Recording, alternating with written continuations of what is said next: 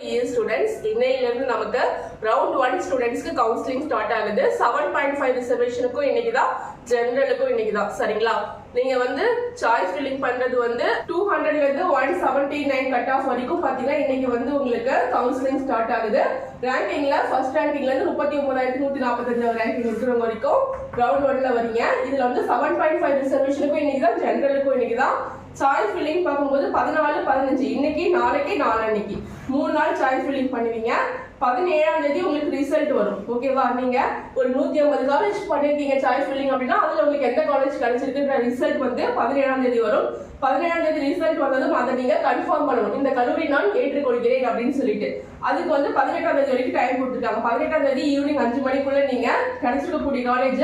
ஏத்துக்கிறீங்களா இல்லையான்றத நீங்க சொல்லிடணும் அக்செப்ட் பண்ணிட்டதுக்கு அப்புறம் 19ஆம் தேதி வரைக்கும் உங்களுக்கு ப்ரொவிஷனல் அலாட்மெண்ட் வரும் சரிங்களா ப்ரொவிஷனல் அலாட்மெண்ட் வந்ததுக்கு அப்புறம் நீங்க அதை எடுத்துட்டு போய் 19ஆம் தேதியில இருந்து 23ஆம் தேதி வரைக்கும் காலேஜ்ல ஜாயின் பண்ண வேண்டியதான் இதுக்கு இடையில சிஜி எம்ஐடி பிஎஸ்சி 3 காலேஜ் நீங்க சூஸ் பண்ணி வச்சிருக்கீங்க நீங்க வந்து சாய்ஸ் பண்ணீங்க 150 சாய்ஸ் போடுங்க ஓகேவா அதுதான் உங்களுக்கு சேஃப்டியான சாய்ஸஸ் இப்போ சிஜி எம்ஐடி பிஎஸ்சி 3 காலேஜ் வந்து சூஸ் பண்ணி வச்சிருக்கீங்க இல்லையா சோ நீங்க வந்து சிஎஸ்சி தான் படிக்கணும்னு ஆசைப்படுறீங்க அப்படின்னா நீங்க சாய்ஸ் ஃபில்லிங் பண்ணும்போது சிஇஜில இருக்கக்கூடிய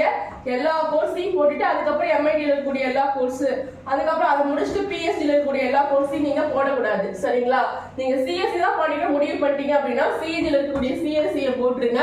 அதுக்கப்புறம் எம்ஐடில இருக்கக்கூடிய சிஎஸ்சியை போட்டுருங்க பிஎஸ்சில இருக்கக்கூடிய சிஎஸ்சியை போட்டுருங்க அதுக்கப்புறம் செகண்ட் ஆப்ஷனா இசிஇ அப்படின்னா திரும்பி சிஇஜி இங்க கொண்டு வந்துட்டு